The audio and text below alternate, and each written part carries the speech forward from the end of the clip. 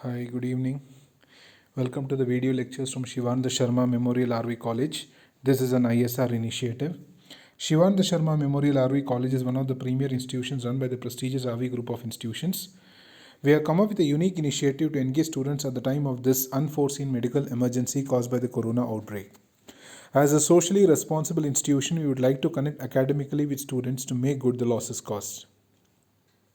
In this connection, I Gokul C from the Department of BBA has posted a video on the subject income tax and the topic profits and gains from business and profession, and the subtopic is professional gains. Please watch the video till the end, like, share and subscribe to our YouTube channel, and also share this video with your peer groups. In the previous video lecture, I had mentioned about how to calculate the income from profession of lawyers. The next set of professions that we'll be talking about is doctors. So as far as doctors are concerned, let us try to find out what are their professional receipts and what are their professional expenses. Professional receipts.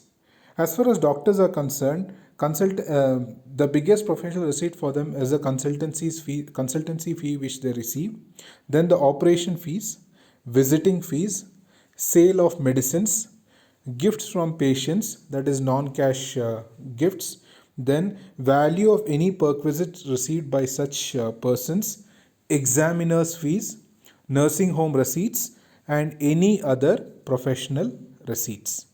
So this is a list of professional receipts, definitely not an exhaustive one. If you find something like a professional receipt, you could always add on to that list, but in general this is the list. And from that you have to reduce the professional expenses. What are the professional expenses? Dispensary expenses.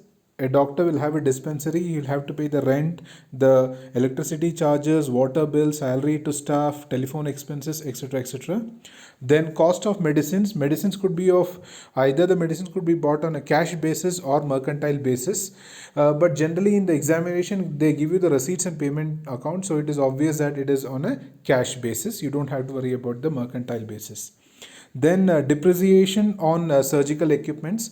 Generally it is 15%. They would have also given in the problem. So the cost of the surgical equipment into the depreciation amount, whatever the rate of depreciation is given, that much of amount is your professional expenditure. Then cost of books for professional purposes. So any books that you purchase, the depreciation is 40% on that. You can take a depreciation to that extent. Then motor car expenses, depreciation relating to professional work. Now motor car is a very common expenditure. The question will be like this: a motor car expenditure of say 1000 rupees, and the adjustment says 1/4 of the motor car is used for personal use. That means to say 3/4 is used for professional use. So as far as his professional expenses are concerned, it is only 3/4 and not the whole amount. So you should take 1000 into 3/4. Okay, so that's a very common adjustment and a very simple adjustment as well. Then expenses incurred to increase professional knowledge. If he is attending any workshops, seminars, consortiums relating to his field of medicine, then definitely that can also be considered as a professional expense. Next, nursing home expenses is also a professional expense. Any other expenditure incurred during the year. Okay, and this is a format. So professional receipts minus professional expenses, what you get is income from profession. Now let us understand what are the profession. With this background, let us try to solve a problem. It gives a receipts and payments account of a doctor, and the balance brought down is 1,20,000. Visiting fees is 80,000. Consultancy fees is 65,000. Sale of medicines is 45,000. Operation rent, theater rent is 25,000. Interest is 25,000. So I've just tried to highlight everything. And clinic rent is 25,000, staff salary is 80,000, rent and taxes is 25,000, electricity and water charges is 14,000, purchase of medical books is 14,000, purchase of surgical equipment is 40,000, motor car expenses is 10,000, medical association members fees is 5,000, audit fees is 20,000, staff welfare expenses is 12,000, Diwali expenses 6,000, entertainment expense is 12,000, medicines purchase is 30,000, balance carried down is 67,000. Now what are the adjustments? Adjustments are gift from patient, rupees 4,000 was given to him by a patient not included in the account. 1/4 of motor car expenses relate to personal use. The rate of depreciation on surgical equipment is 15%. Interest received is on bank deposits, and audit fees includes income tax appeal expenses of 10,000 rupees. So let us first understand what are the professional receipts. Balance brought down can be ignored. Visiting fees is definitely a professional receipt. Please consider that. Consultation fees is also a professional receipt, 65,000. Sale of medicines, 45,000. Operation theatre rent, 25,000. So both of these are professional receipts. Any other professional receipts? In the adjustment they give, gift from patient, 4,000 was given to him by a patient not included in the account. That means that cash gift of 2,500 rupees should also be a professional receipt. So let us see how much is a professional receipt.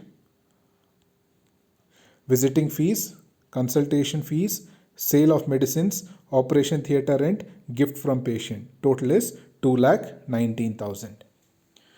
Now coming to the professional expenses. Try to find out how much is a professional expense. Clinic rent, entire amount is professional expense, 25,000. Staff salaries, if you're not able to if you feel the font is small, please listen to what I'm trying to say so that you'll be able to understand. I'm trying to explain each and every transaction with the amount. So if you feel the font is small, please listen to the audio very carefully. Clinic rent 25,000. Staff salary 80,000, pure professional expense. Rent and taxes 25,000, pure professional expenditure. Electricity and water charges, again professional expenditure. So whatever is professional receipts and payments, I've highlighted that in green. And purchase of medical books is 14,000. So books, I told you the depreciation is 40%. So 14,000 into 40% is what you will have to take it here.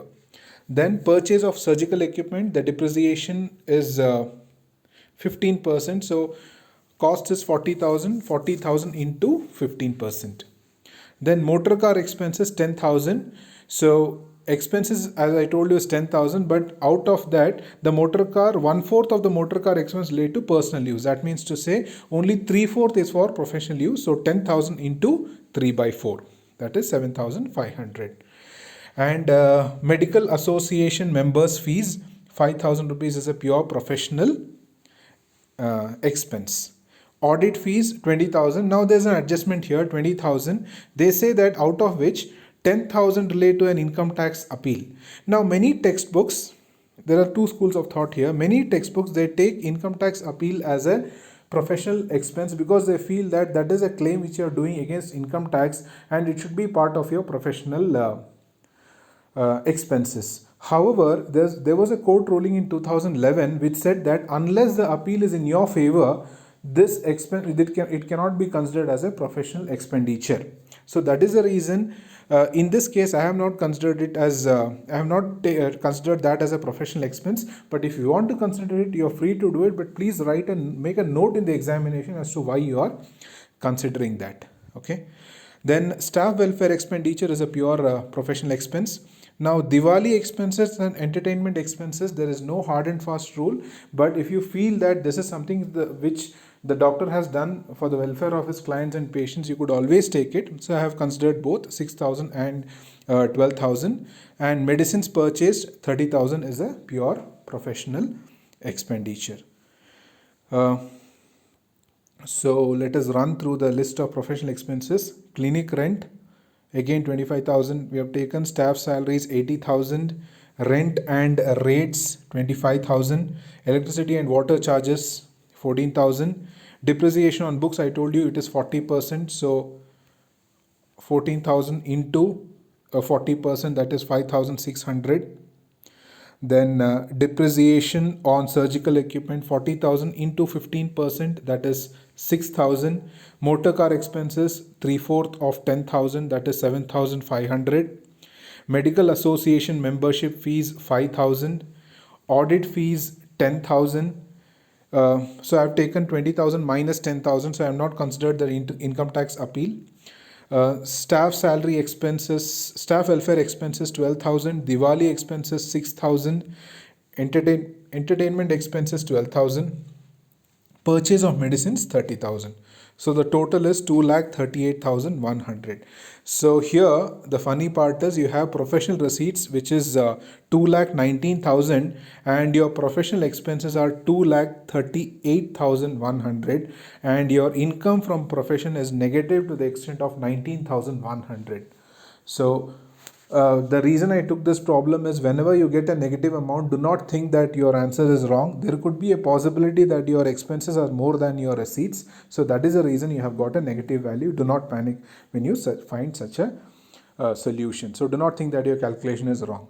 So I hope I have been able to clear the first problem. Let us move on to the second problem. The second problem says the following is a receipts and payments account of Dr. Punita, a medical practitioner. Receipts and payments account, particulars rupees. So let us find out the receipts, balance brought down, and as and when we read, let us try to find out whether they fall into the professional receipts. Consultation fees is definitely a professional receipt, you can consider that.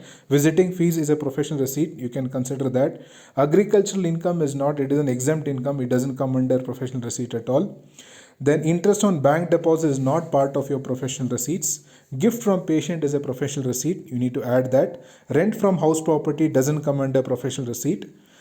Loan from bank for profession, so it's a loan. So because it's a receipt and payment account, it is based on cash system. Whenever the cash has come in, they have put in the receipts here. Strictly speaking, it is a liability that you have created, so do not consider 1,50,000 loan. But please remember, please make this a point, please remember that it is taken for profession. Okay, then operation charges is a pure professional receipt. Sale of medicine is also a part of your professional receipts. Then coming to the, let us go here, let us try to find out is, okay, in the adjustment there is a last adjustment which is a cash gift of 2,500 received from a patient was not recorded in the book. So whatever that 2,500 rupees he has received, that should also be part of your professional receipt. So if you take account of your professional receipts, consultancy fee 75,000, visiting fees 62,500, gift from patients 15,000, cash gift from patient 2,500, operation charges 90,000, sale of medicines 32,500. Total professional receipts is to the extent of 2,77,500. So that's your professional receipts. Now let us go to the professional expenses. Salary to staff 36,000 pure professional expenditure.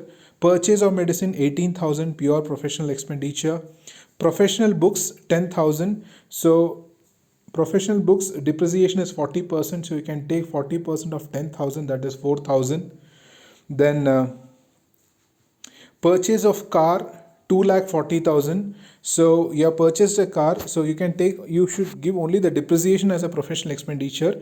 So 2,40,000 rupees into the car is used 25% for personal use, that means 75% it is used for professional use. And how much is the depreciation on the car? Depreciation on the car is 15%. So that means to say 2,40,000 into 15% into 3/4. So that gives you 27,000. So we have taken that 2,40,000 into the depreciation amount into 3/4. Why? Because professionally we are taking only 3/4 of the car. Then car expenses 20,000, again 20,000 into 3/4, that is 15,000.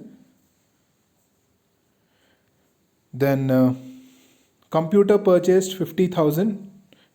How much is the depreciation on computer? They given 40%, so 50,000 into 40%. Then personal expenditure is not a professional expense, you have to ignore that. Income tax to be ignored. LIC premium to be ignored, repayment of loan to be ignored, municipal tax on house property to be ignored. None of these are professional expenses. Interest on loan 7,500. There is a reason for considering interest on loan.